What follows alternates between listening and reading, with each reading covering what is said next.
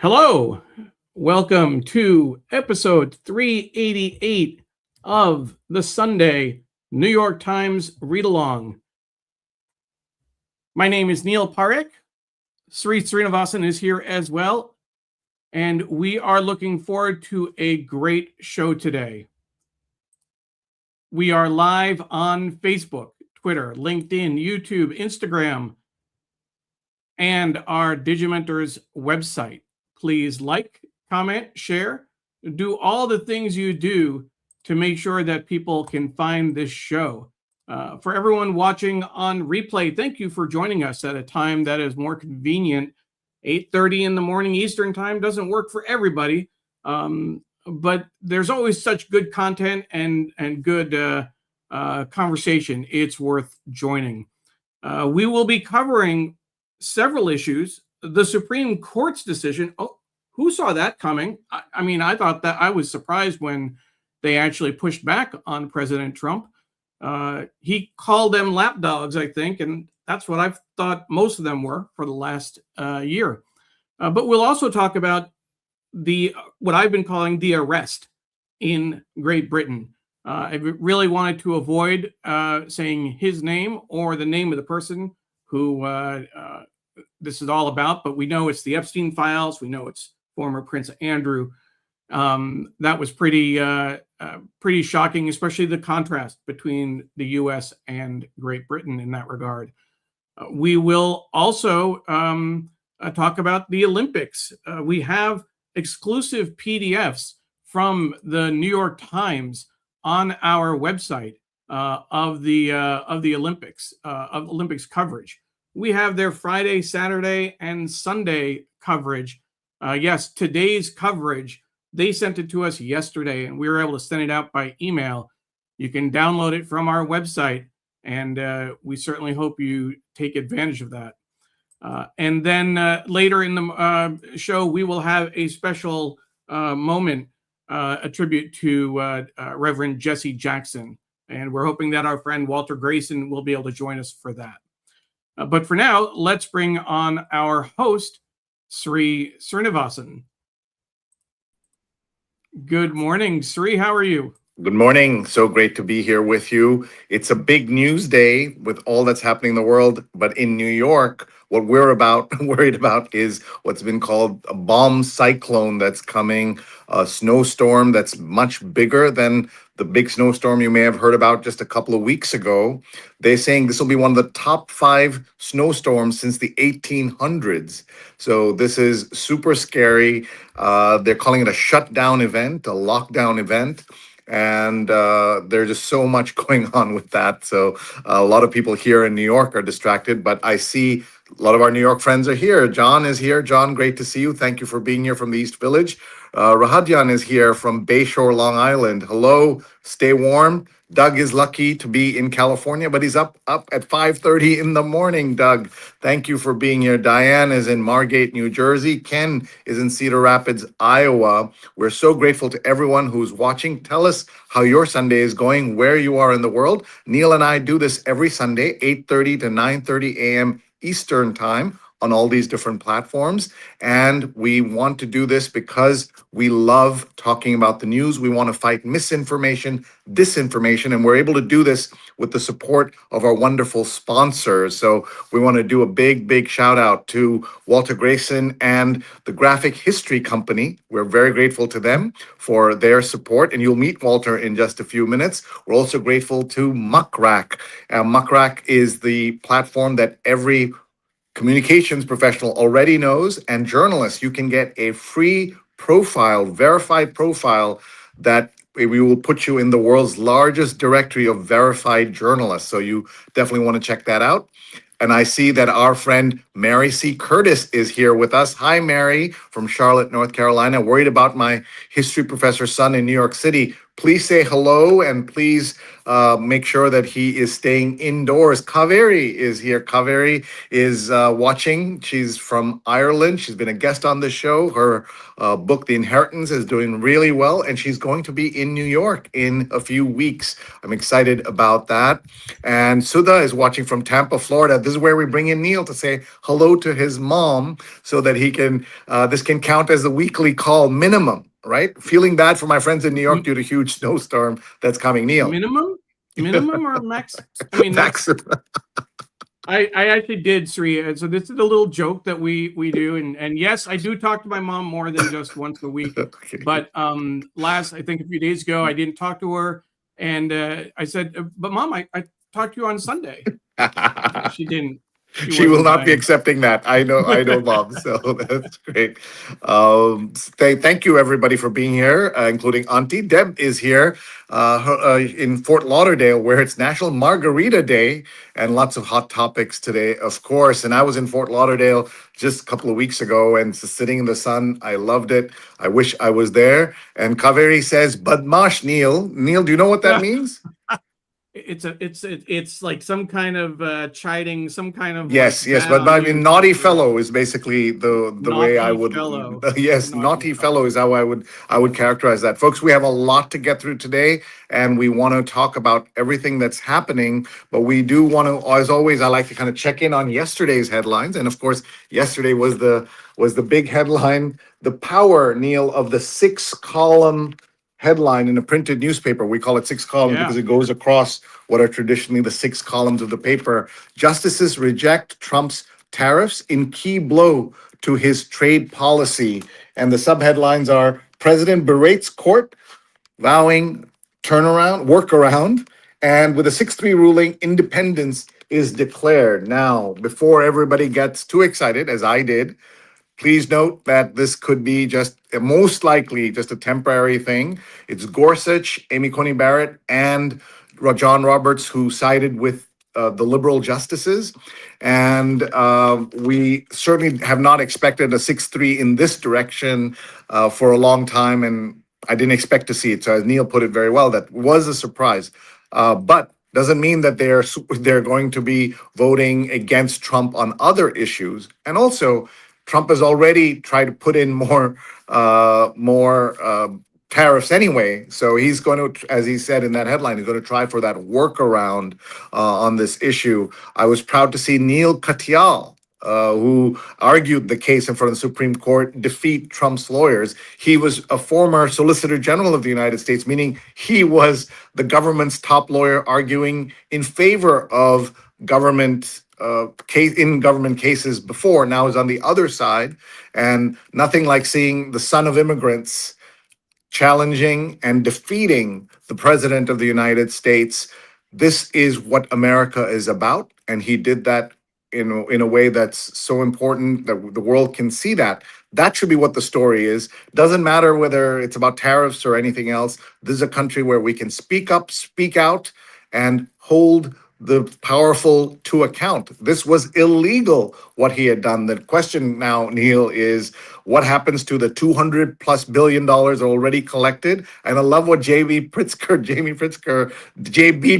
did out of Illinois. He sent a letter to Trump asking for $8 billion of the tariff money that Illinois residents had sent in to to the Treasury.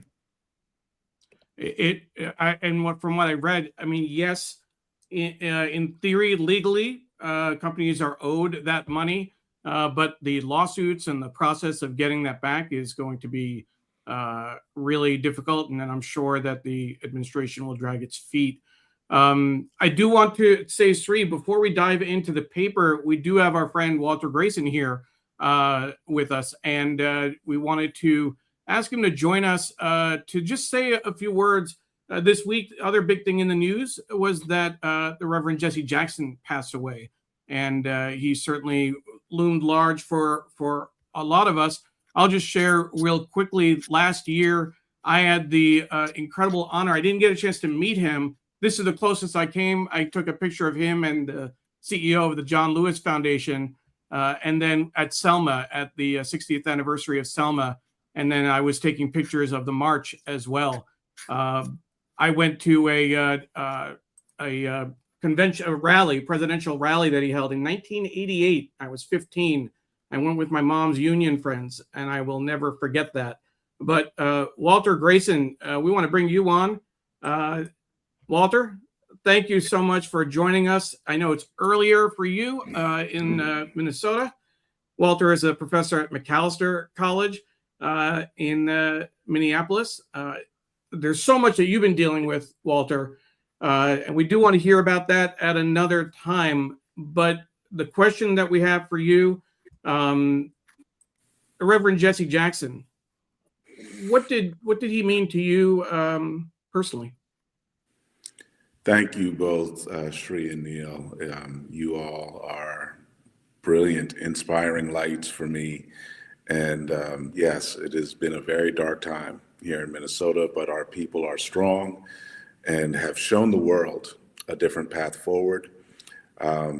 Reverend Jackson was the person who showed us how to bring that courage to the forefront at a time when we need it. And so for me, growing up in a community dedicated to civil rights in New Jersey, hearing the Dream speech, and then learning very shortly after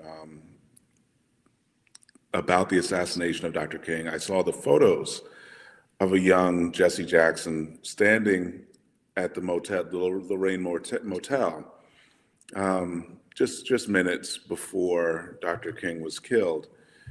And so for me, there's an indelible connection between understanding Dr. King's life and legacy, which inspired me to become a civil rights historian, and following the example of Reverend Jackson, who dedicated his life to King's dream and the idea of beloved community. So here in Minnesota, in the moment when the entire state has manifested the strength to become the beloved community, to defend our neighbors, no matter where they're from. Although I will emphasize this is not everybody in Minnesota. We still have large numbers of people opposed to Dr. King's dream, opposed to the life of Reverend Jackson. Such an important moment is when we look at what's going on with this confrontation and the peace between the two, or the two sides of this confrontation, represented by the White House and its supporters. First is this idea that America is only for certain people, only for people from Northern Europe or descended from the British Isles, and that they will use any means, including violence and corruption, to defend their commitment to that idea. Reverend Jackson stood for something else. When he runs for president, especially in 1988, but really the foundations are in 84, he is committed to the idea of a rainbow coalition, where all people have a place in American society. And that stretches back more than 200 years prior to the founding of the American Republic. You can see in the origins of the British colonies and the Spanish colonies these ideas that indigenous people, Black people, people from all different walks of life, can come here and find new freedom. It's the promise of the new world. And so this piece goes really to the heart of who we are.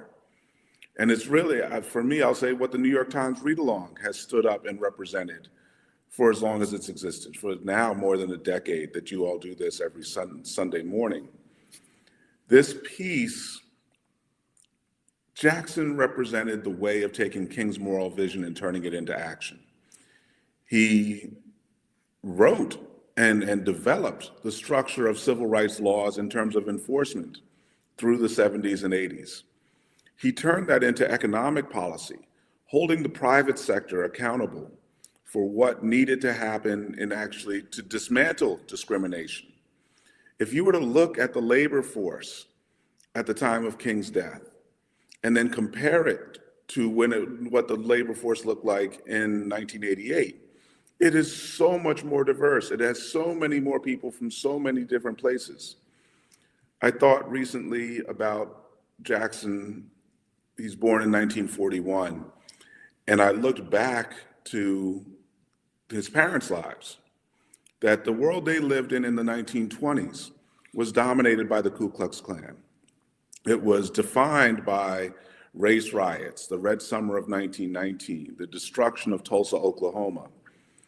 And for this young man to grow up and dedicate his life to a world where in 2004, he sees one of his mentees, Barack Obama, give a speech at the Democratic National Convention, and to fan the flame of inspiration in Obama's heart to run for Senate, to then go on and become a presidential nominee, to be the first African American to win the Democratic National Committee's support, to then successfully win that presidential campaign in 2008 and be inaugurated as president in 2009. It's almost inconceivable. It is almost inconceivable to see the way his life stretches from the worst days of American society to some of our best days. So thank you for letting me be a part of the broadcast this morning. It means everything to me to be in community with you all every Sunday morning. And so I hope we will all take a moment to make the choice to be an inclusive society and continue to live and advance the work of Reverend Jackson, Dr. King, and countless people who have given their lives for justice and freedom in the United States and around the world. Professor, what a sermon you gave today, not just as a professor, you were preaching to us. Thank you so much. I had not heard the phrase fanning the flames of inspiration before. You only hear fanning flames in a bad context, and you did it in a beautiful, special context. And we know that 2008, that election, and the reaction of white nationalists to that election led from there to the Tea Party in 2010, that led to Donald Trump in 2016, and the Capitol riot and insurrection and attempted coup d'etat in 2021, and to the re-election of Donald Trump, and a targeted dismantling of everything that both Dr. King as well as Reverend Jackson stood for. And your contrast to where we were in 1968, where we happened to be in 2008, and where we could have been. You're right. We never expected a Black man to be elected twice in the United States. A Black man with the middle name Hussein, and a last name that rhymed with Osama. I never would have expected that. We got that. We were lucky. I started a hashtag the day of the Trump inauguration that I call, I said, we miss the Obamas. I actually started even before they left, I said, we will miss the Obamas, and then we miss the Obamas every day, but they're all in that line, and we are very grateful to you for being here. I do want to show you a photograph that I took in 1999 at the Unity Conference. This is Unity Journalists of Color Conference in 1999 in Seattle. And Dr. Jackson was at the NABJ dance party. The NABJ dance party is always the best party at any convention. There's the National Association of Black Journalists. And he danced with us. And there you see Apurva Mandavilli on the left, the terrific, she would go on to become the reporter about COVID for the New York Times. And then you see Mitra Kalita, dear friend of us and a friend of the show. And you see Kavita Kumar there as well. And Walter, this was before selfies. So that's why I'm not in the picture. But I love selfies. And you and I have taken many selfies together. But there wasn't a way in those old cameras to take a selfie. I never thought of doing that. So this is the closest I have to a selfie with Dr. Jackson, with Reverend Jackson. He partied with us. He danced with us. It was so much fun. And we can look back and reflect on the many lives he touched. And I have to tell you, as someone who's 55 years old, he has been in my consciousness of as long as I've been aware of politics, he's been around. And it'll be fair to say, Professor, that it wasn't always positive how he was treated, and some of the action, steps he took along the way could have been questioned. But at the heart of it, he was there to make life for Americans better. And when you look at where we are with Donald Trump and the politics of today, we see a different place. So I'd love your thoughts, and then Neil, I know you want to jump in too. Absolutely.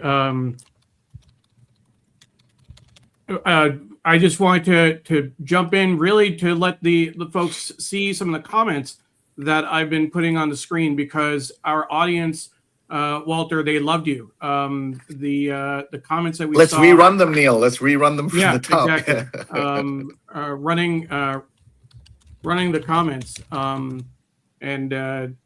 so what we want to show Ken Fisher at the inspirational moment. He summoned the heavens. We have Stefan saying inclusive society is everything, but more. Rahadian, thank you so much, Professor Greason. Ron Thomas saying it was a master class. Poverty, such moving words. Miriam, thank you. Thanks for this wonderful statement, Walter Greason. And list goes on. My mom also shared great tribute to Reverend Jackson by Walter Greason. Thank you very much.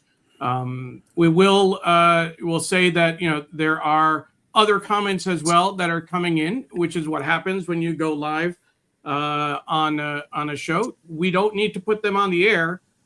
We can disagree with all of the hate that's out there,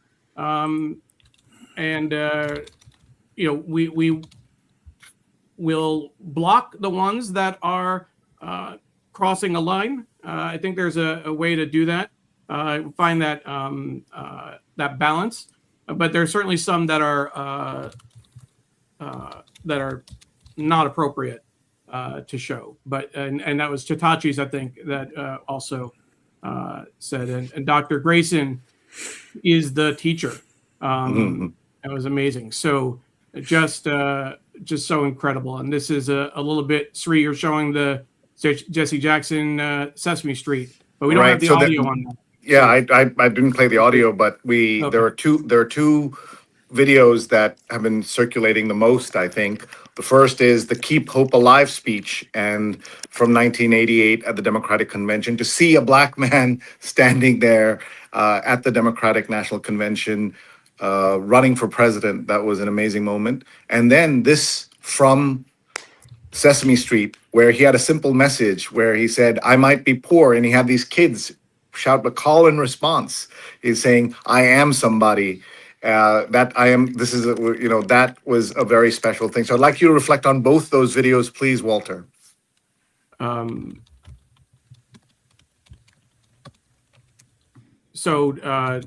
we want, and we weren't able to play it here, but it was a Sesame Street. Yeah, Sesame Street. Just you type in Sesame Street and Reverend Jackson. What was the other one? The other one was the DNC I Keep Hope Alive speech that in 1988. Speech. Yeah. By the way, a side political note. As you know, some people say that Bill Clinton was the first black president, and because of the way he communicated, the way he connected with people.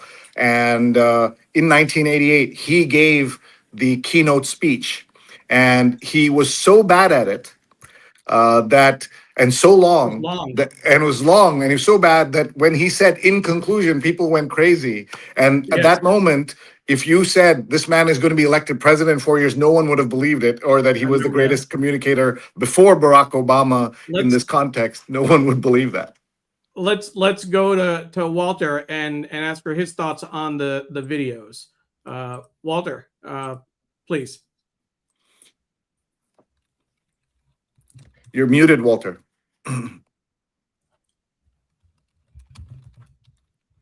Hold on one second. Let's no worries.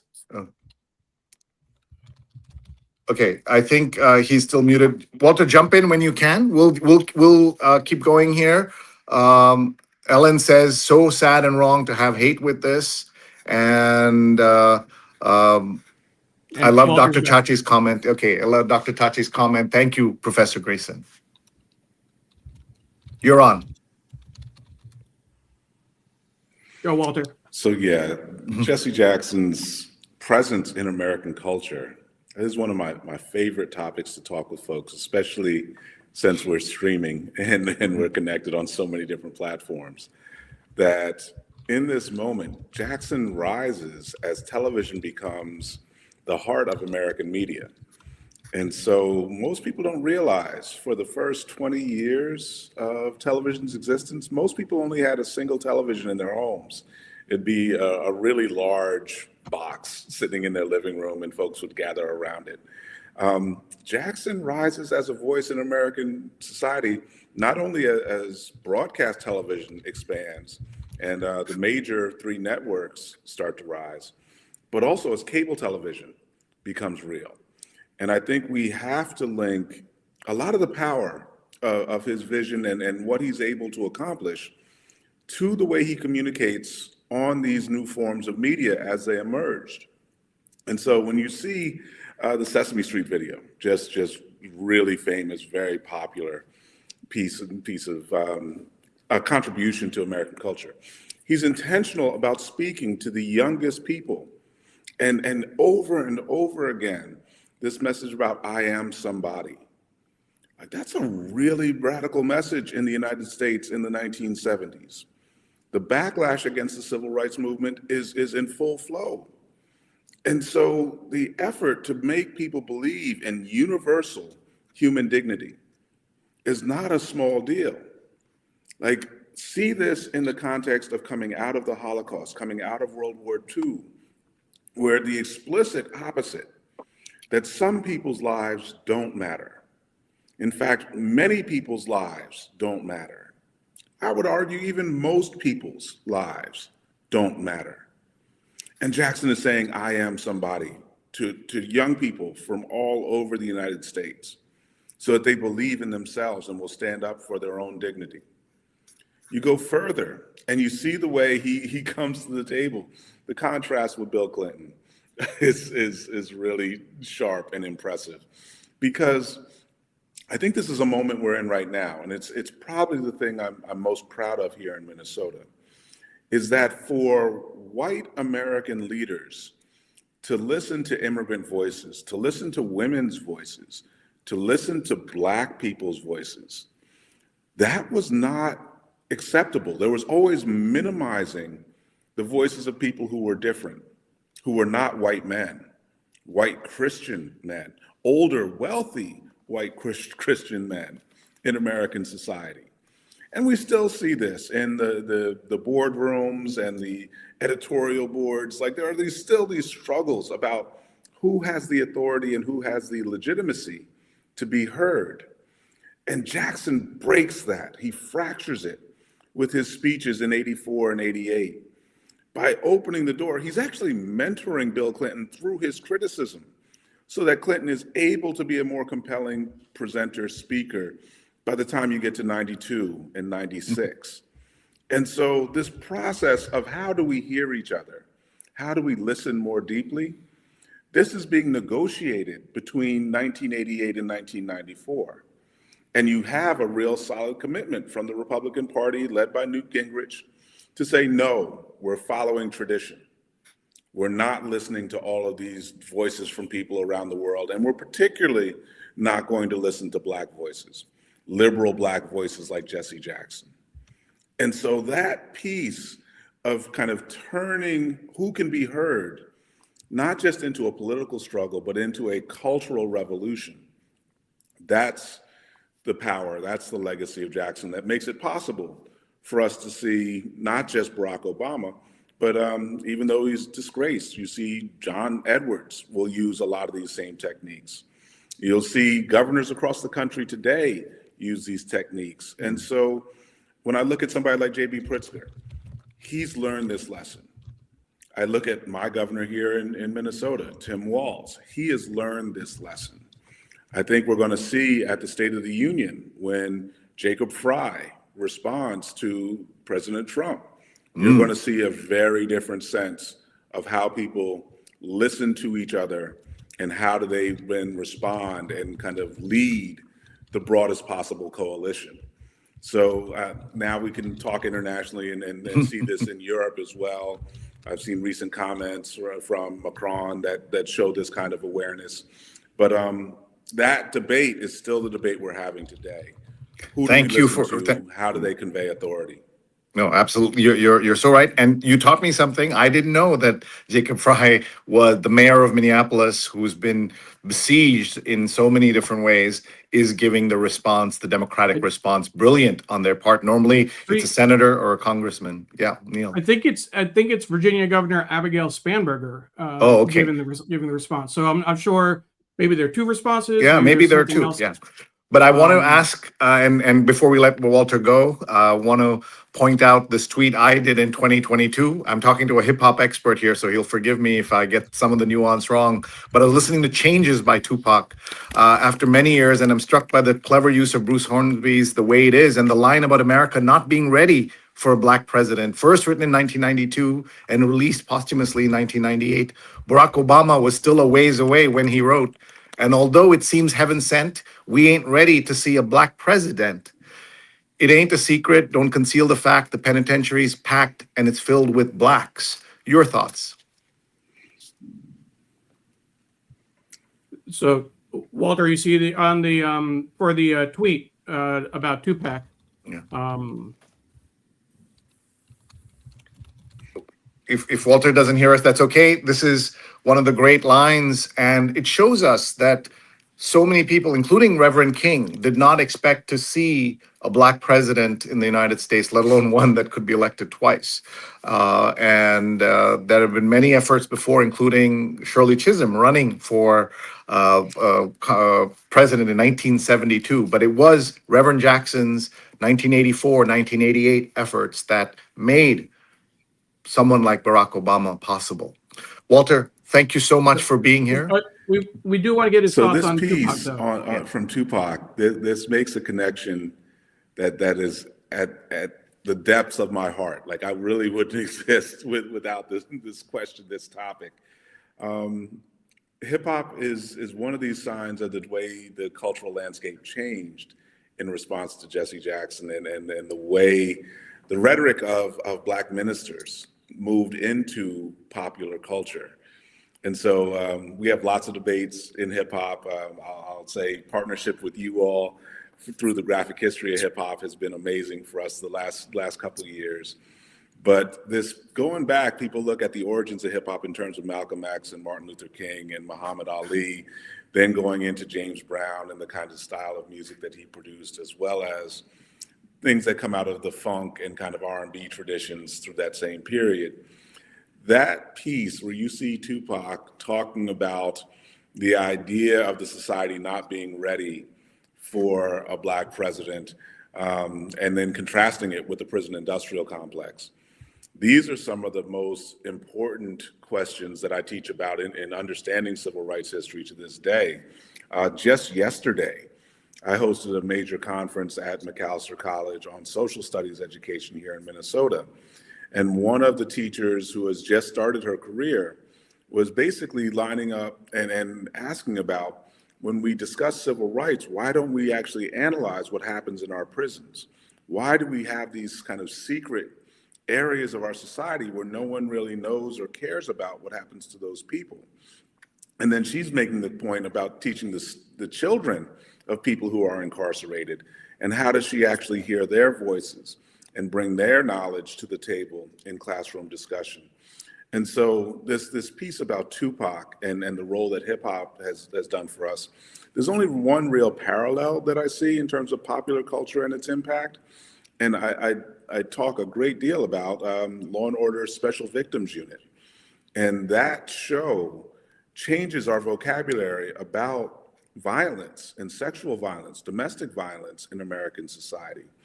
And these voices about who do we hear and how do we hear them It is our popular culture. It's our media. And this is why you see the debates around Bad Bunny at the Super Bowl or Kendrick Lamar last year. These are all debates about who do we listen to and why are we listening to them. And so that piece of this, yeah, Jackson brings that to the table. Hip hop carries it forward. The voices of women and domestic abuse survivors, clearly the Epstein survivors in this moment. These are the voices we need to listen to shape what leadership we have going forward. And so that's directly opposed to people who want to cover up and hide and silence. And I saw just recently Florida's law on censoring what can be taught in the classroom is just completely un-American. And so that process of hearing the most voices so that we get the best democracy, that's what Dr. Jackson's life was dedicated to, or excuse me, Reverend Jackson's life was dedicated to. Thank you. That was so well done. Neil, a final question and comment, and then we'll let Walter go. No, the only comment I have, is more of a personal one. I shared a little bit about my seeing Reverend Jackson in Selma last year, and going to the speech when I was 15 years old. But more than anything, I want folks to know how much respect I have for Walter Greason. He is such a huge influence on my life. He's such a huge part of everything that I do. And in fact, before we leave, Sree, if I may, Walter is going to be joining my show on Thursday on mental health. As folks know, I do a twice a month show on mental health. Walter is going to be the guest on Thursday, episode 44, How AI and Social Media Are Leading to Depression and Anxiety. And Walter has some very, very strong things to say about this. So just another example of how Walter can step into more than one space and hold the room and command a presence.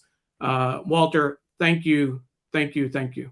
Thank you, Walter, and thank you for coming back on Thursday. I just want to show you, if you haven't, for folks who haven't looked at Spotify, you just type in Jesse Jackson, and these are songs whether he's mentioned or they're about him or there's a reference. Even in the Great and Inspiring Speeches album is the address to the Democratic Convention that we talked about. There's also the Jesse Jackson, I Am Somebody is in here as well, and others. I'm sure some of these songs may not be positive necessarily, but he was somebody in popular culture as well. And on the right side, you see I was listening to the Press Box, one of my favorite podcasts, and their topic this week was Jesse Jackson's legacy. They're a terrific podcast from The Ringer. Everyone should check that out. It's called The Press Box, and they do sports, but also do a lot of press. It's basically about journalism, and I love that. So, Walter, thank you so much. We'll see you again soon. Bye-bye.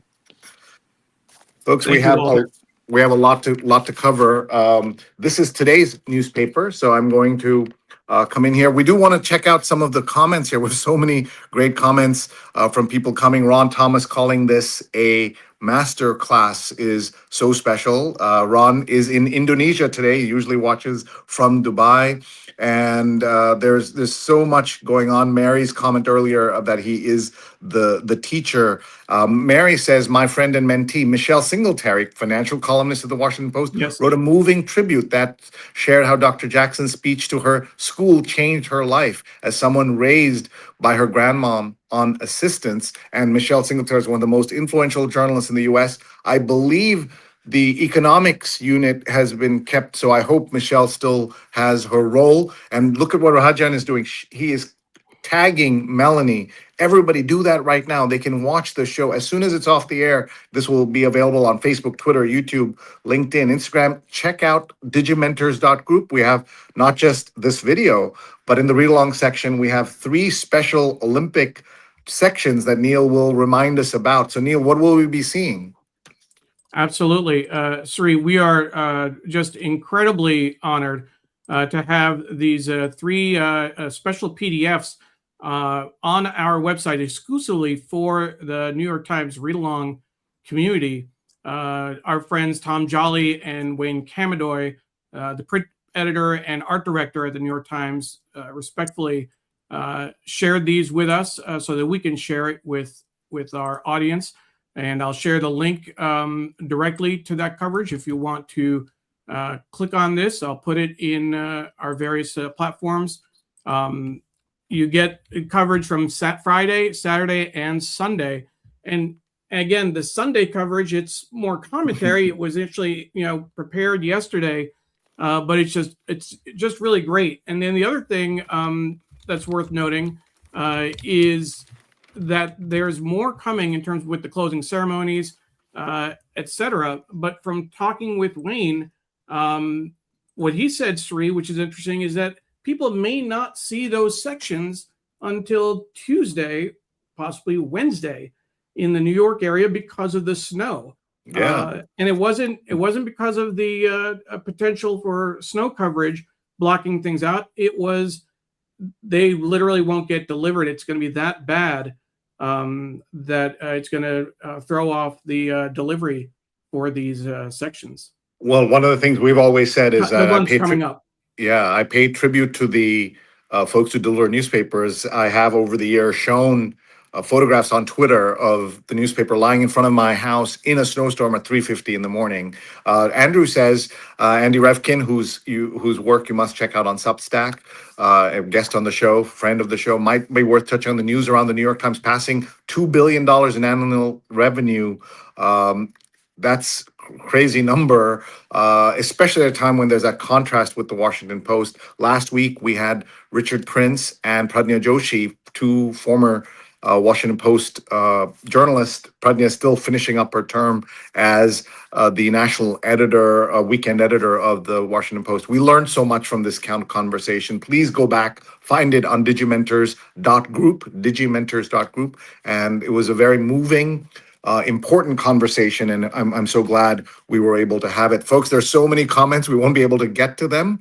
And Ken says, my comment, Summon the Heavens, was tied to my first comment about the Reverend Jackson speech that I witnessed in '88, how a storm gathered and thundered right at the climax of his speech.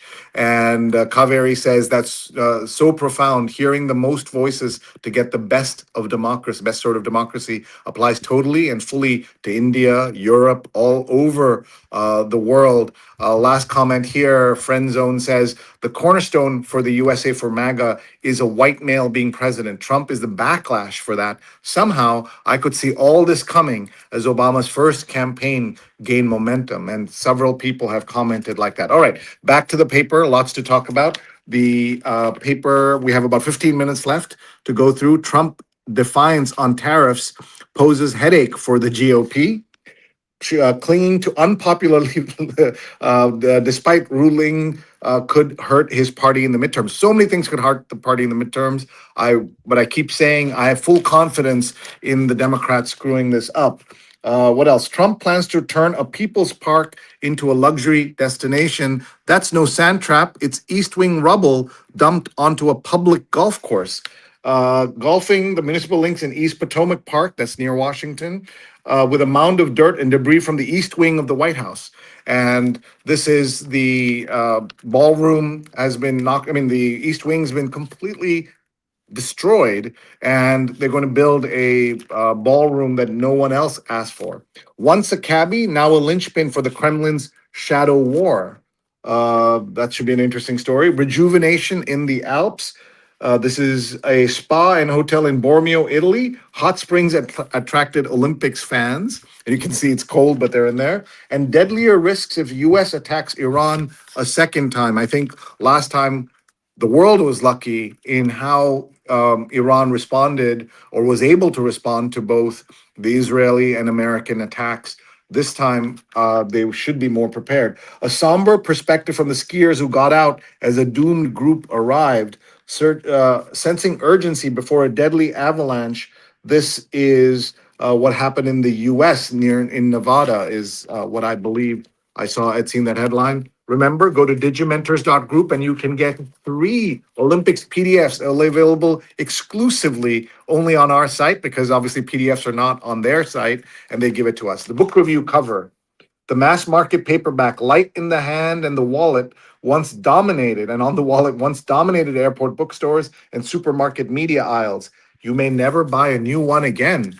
Many of us have copies, include some of you may have Gone with the Wind in this format, and they are in trouble. I'm actually surprised. This, Neil, this is like a business story rather than what you see in the book review cover. Normally it's a book review, unless this is, of course, a book that someone has written about this topic, and that would be very, very meta. So I'm actually just going to quickly look at page 10 to understand what is going on here with that. So there's this 2-page illustration, and it says cheap books, the mass market paperback, light in hand. So there's a column I think called cheap books, so that's there, but you never see that on the cover of the New York Times book section.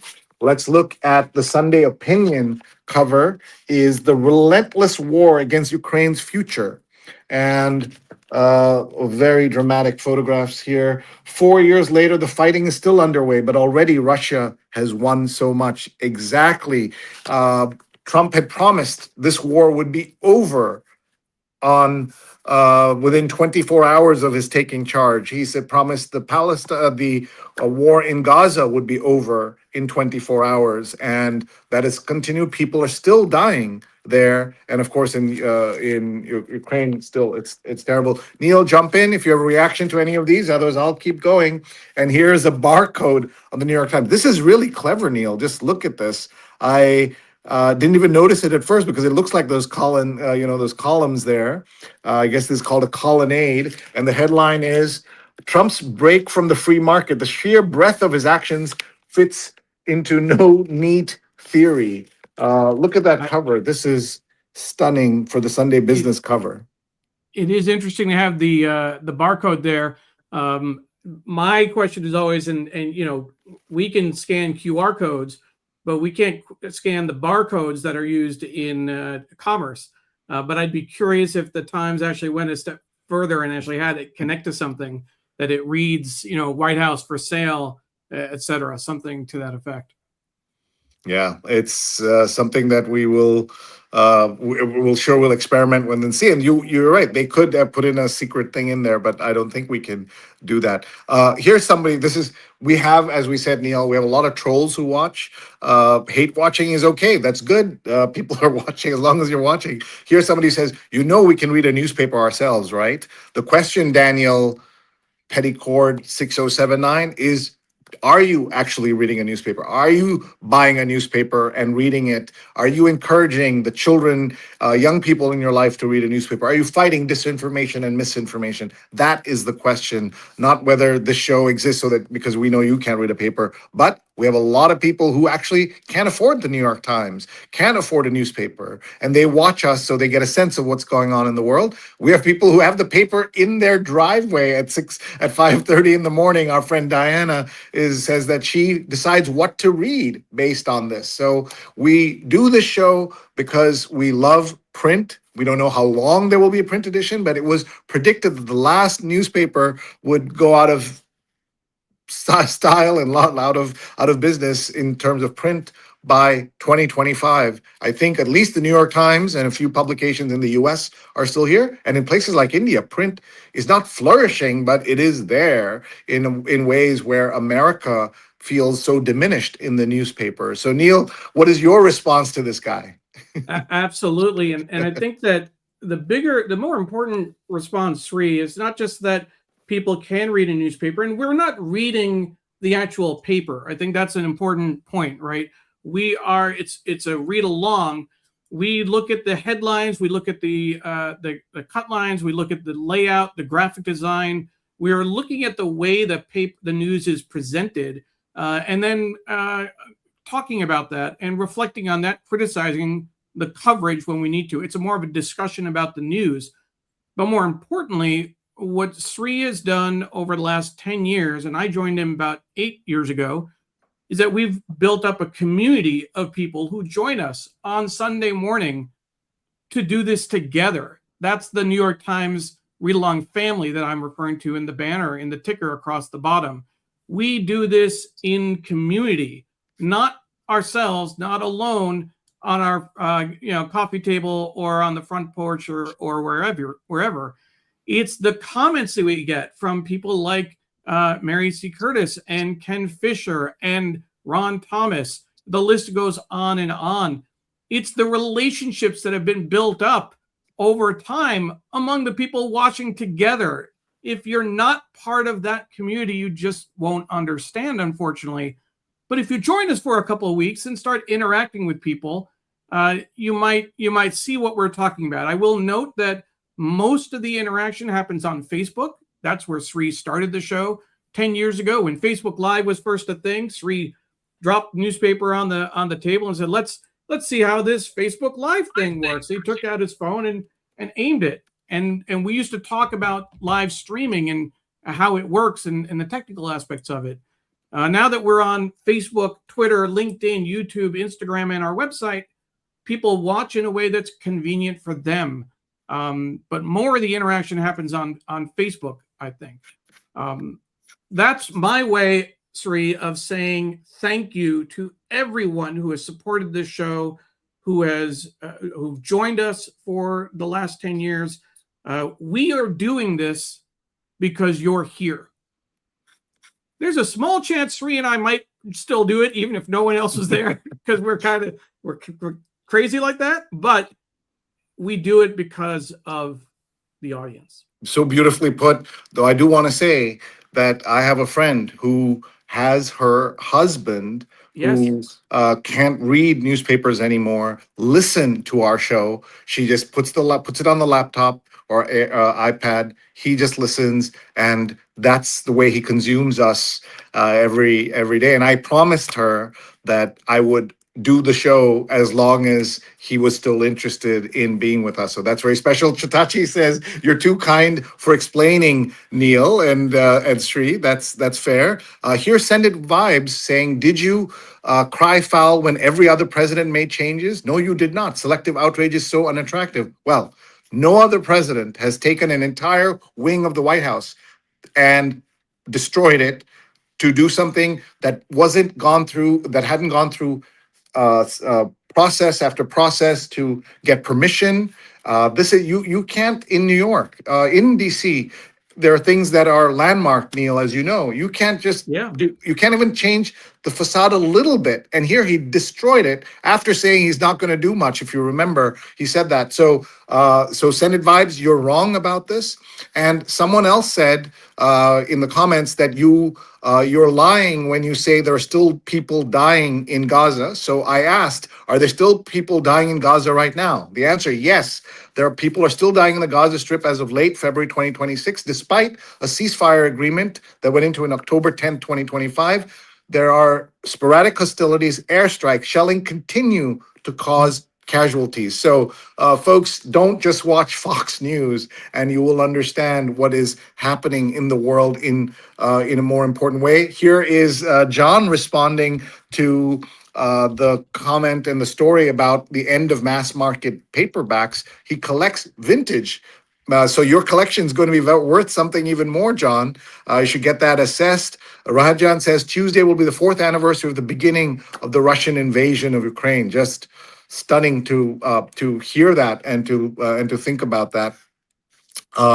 And Rose is watching. Thank you for democratizing access and information. Great show today. Tuning in from Middlebury, Vermont. Thank you, Rose. Great friend. Thank you for being here. And by the way, we're now available as a podcast on Spotify, on Apple Podcasts. So Neil will do his magic and turn this into a podcast that'll be available soon after, Neil, a couple of hours or so. And depending on your Sunday, Exactly. We're here to listen, learn, and comment. Community view. I like that viewing, that community viewing. I like that. And Diane says, when I went to City College of New York in the 70s, or our communications teacher predicted newspapers would be a thing of the past in 2 or 3 decades. So that's interesting. So that teacher was thinking ahead, because Neil, you remember in the 70s, we could not have imagined something that was different from newspapers, even the 80s, 90s. And here we are still doing our thing. Thankfully, I've been part of it from the beginning. Oh my God, is it really 10 years? I wouldn't miss this. Thank you both. Thank you, Ellen. You're a great supporter. And Sudha gives us thumbs up as well. And Deborah says, we're here to listen, which means so much. And let's see, John says that some of those paperbacks are already overpriced. And Mary says, when I'm trolled, I realize some folks get pleasure in insults or the pain of others. Why not spend that time learning or doing something joyful? My Sunday crew does that for me. Oh my God, Mary, thank you. And for Thank those you, of you Mary. not in the United States, you wouldn't know this, but Sunday is the busiest, most difficult day to do anything news because all the Sunday shows are on, and also the sports news is big on Sunday. So we're competing at the biggest, most difficult time to get people's attention. So even one of you watching at this time is a blessing to us. All right, Sree, very quickly, I'll, we just on that note, Sree, I'll tell you that when the show was longer, we used to go to 10 o'clock, and sometimes we'd stretch it past that. We would lose at least one loyal viewer because my mom had to turn on Meet the Press. So she was always like, don't go too long because I gotta watch Meet the Press. Sure. And for a long time we couldn't get Brian Stelter to join us on the show when he was doing his morning show. Thankfully, he was a guest on our show about 3 years ago, I think it was. Yeah, he was After he great. left, stopped doing that morning He show. was great, and we had to get Ali Velshi at 8 a.m. Yes, instead of 8:30 because his show starts at 10 o'clock. So people yes. have been so kind to us over the years. But folks, go into the archives, digimentors.group, look for the read along button. You'll learn so much. I want to just show you a couple of other papers, sections, and then we'll go from there. This says clavicular, an online star. So I've not heard this name before. Clavicular, an online star, has emerged as a beacon of a group of narcissistic, status-obsessed young Yes. men. All that Yes. matters is a certain look. Well, he is handsome. I know nothing about him. And There's there's something. breaking news. 1 second. There's breaking news that I want to read from a breaking news alert that just came in. A man was fatally shot by law enforcement after he entered the secure perimeter of Mar-a-Lago, the Secret Service said. So that's just breaking seconds ago on the New York Times alert that just came through. And the politics of a first lady's style is this piece here. Rama Duwaji takes her place as at fashion shows in New York and in a national spotlight. She is very fashionable, dresses so well, and this is the woman who they kept saying that he's going to introduce, or this is, we're talking about Zoran Mamdani's wife, that he's going to introduce Sharia, you don't say Sharia law, Sharia in New York. I mean, crazy stuff like that.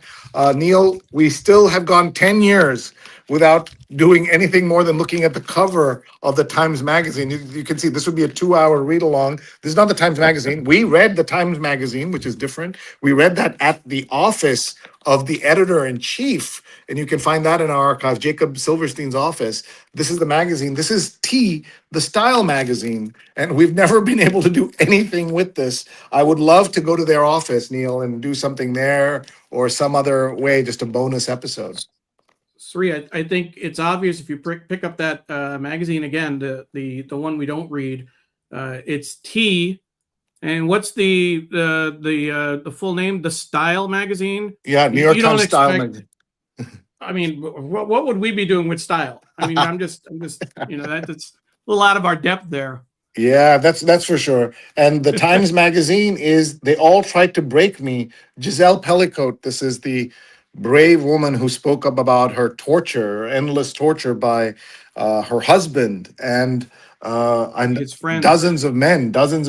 Giselle Pellicote opens up about surviving years of secret abuse in a trial that shocked the world. And this is the interview by Lulu Garcia Navarro, that interview section. So Neil, what they've done with this, as well as the book review, is taken things that are internal columns or sections and put them on the cover. So the interview is, a small part of the magazine. The cheap books column is a small part of the magazine, of the book review, sorry, and they put that on the cover. So they're mixing it up a little bit, as you can see there. The Metropolitan cover, the complicated path of a coach's quest. Ron Nacliero built winning basketball teams in Queens, but his job is at risk. And the life of basketball coaches in high school, that's a big interesting story. And then the cover of the real estate section is Where Art Still Thrives in Soho. Inside the wonderfully cluttered space where the members of the Yoda family live and tap into their creativity. John, especially John Borstein, would be interested in that story. And then the last thing we're going to look at is the spring preview of Arts and Leisure. And what they have here is things you can watch on TV, in movies, etc. And this is young Mr. Harry Potter, not so young anymore, Daniel Radcliffe, and the ever evolving career. And anything that sits in the zone of sweet and kind-hearted, but also a little bit weird or a little bit dark, the actor said, that's a place I really like to live in. So what a fun story it would be to read this when we have time. We have so many comments still coming in here. Thank you, everybody, for commenting, for participating. We really, really appreciate Put all on, of you. Sree, there are a few that I'll put on. Please. Kaveri saying great show, Sree and Neil. Thank you, Kaveri. Pradnya Haldapur was watching. She has been there but forgot to say good morning. And that's actually one of the things to note. We know there are a number of people watching, but unless you comment, we actually don't know that you're there. So we rely on that for the quick hello and shout out. And Seshu says that was a great story about my mom. And I think I mentioned two stories, one about watching Meet the Press and the other tangentially, her giving me her ticket for her union rally. She was a member of 1199 in New York, and she let me go to the Jesse Jackson rally at the Jacob Javits Convention Center in 1988. I was 15, riding the bus with her union brothers and sisters. I was in heaven. It was great. I can imagine that, Neil. We just have a couple of minutes left. We want to thank everybody who's with us, but we want to quickly tell you a couple of things that are coming up really important. The first is that I am doing a special bonus episode or content for my Substack, sreenet.substack.com. Our former student from Columbia Journalism School, Sasha Abramsky, the author of American Carnage, How Trump, Musk, and Doge Butchered the U.S. Government, will be tomorrow. That's Monday, February 23rd at 2 p.m.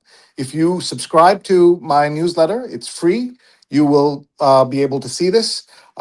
This is bonus material that is possible because of the support of our paid members. We're very, very grateful to our paid members, but that's Sasha. And please join us tomorrow at 2 p.m. You will learn a lot from him, as will I. Speaking of of the newsletter at sreenet.substack.com, I want to very quickly just tell you about what's on there. I was interviewed. I've done thousands of interviews, but I was interviewed by Raghav Bell for a new podcast called Vigil. And I talked about the immense anti-Indian hate in the US right now. But I took that and told people that there's some amazing lessons on how to be a great interviewer and interviewee in this. So if you go to sreenet.substack.com, please click and read all about what I learned being interviewed after a very long time.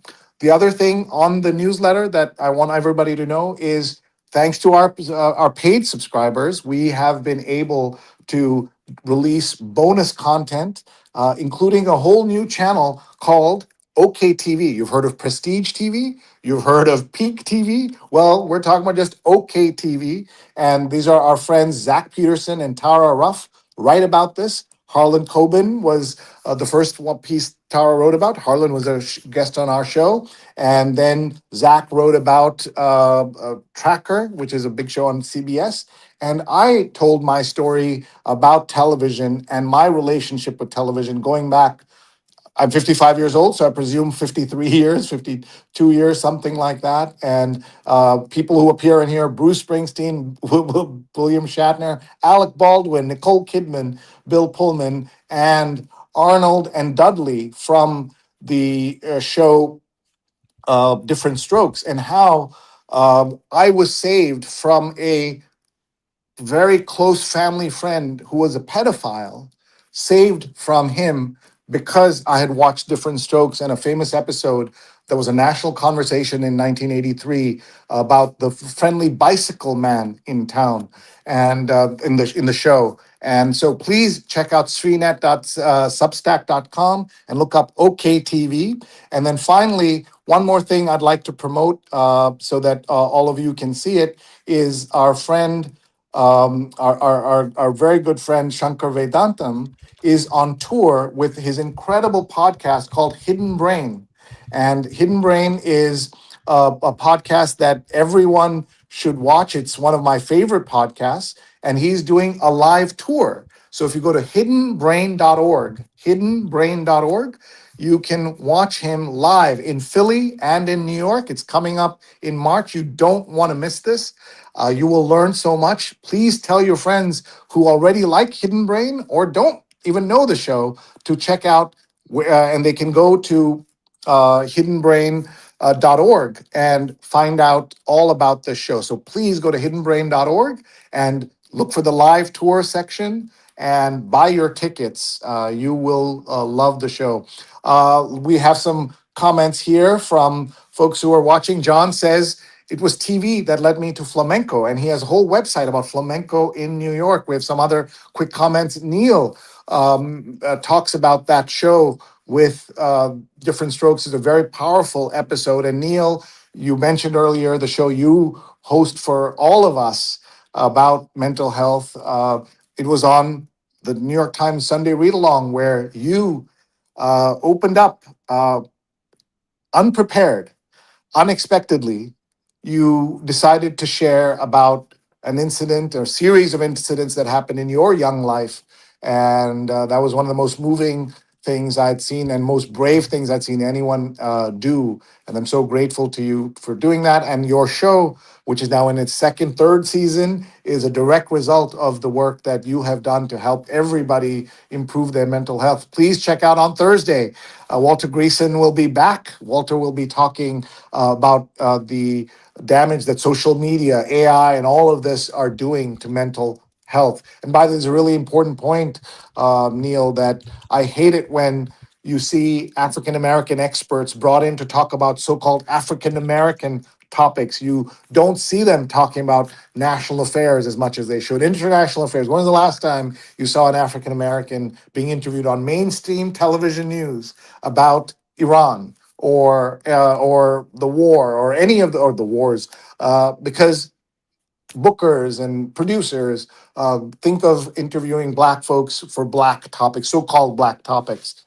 So you're bringing him to talk about mental health and talk about AI. So important, and we're very, very grateful to you, Neil, for everything you're doing. We got to wrap this up. We're way over our time. I'm grateful to everybody who's watching. Grateful to Muckrack for sponsoring us. Grateful to the Graphic History Company for supporting us, and to everyone watching.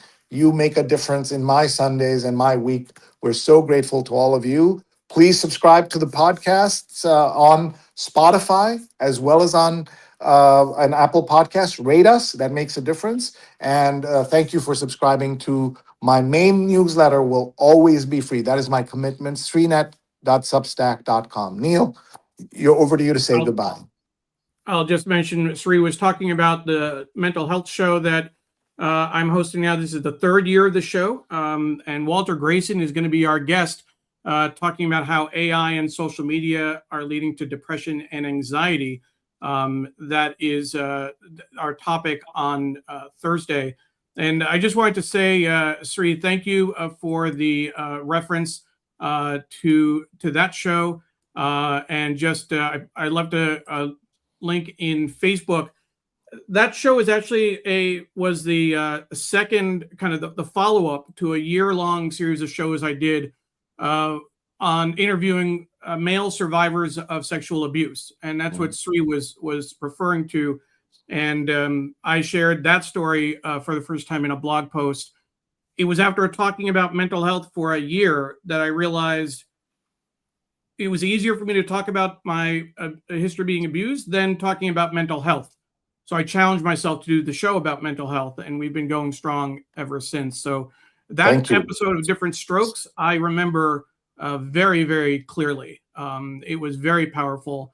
And It's just It saved I'm it saved glad me, that Neil. It saved me. There's no other way to put it. This was a family friend, an older gentleman who's who my family. This I was living in India at the time, forced me to be friends with this older gentleman.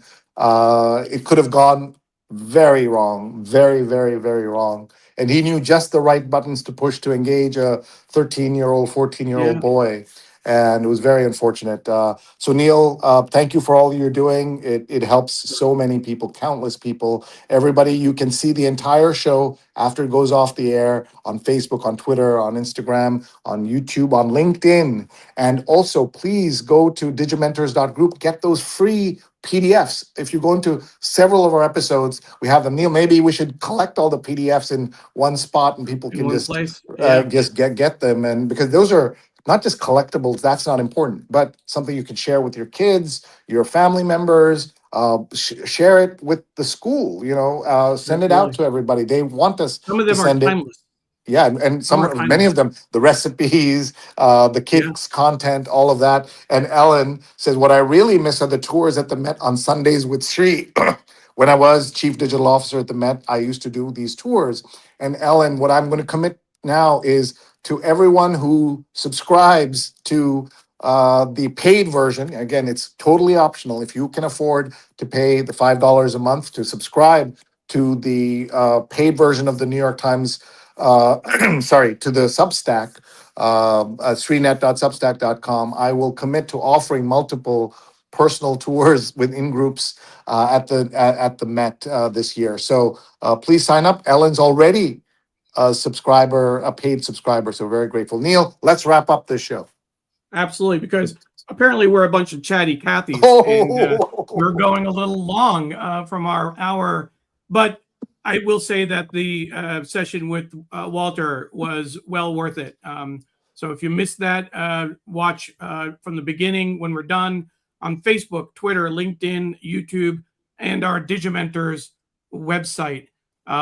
Thank you. There's the Hidden Brain promo and the one with Sasha as well. tomorrow, Thank join me you. 2 p.m. tomorrow, Monday night 2 on p.m. sreenet.substack, American Carnage. 2 p.m. tomorrow. Thanks and have a great week.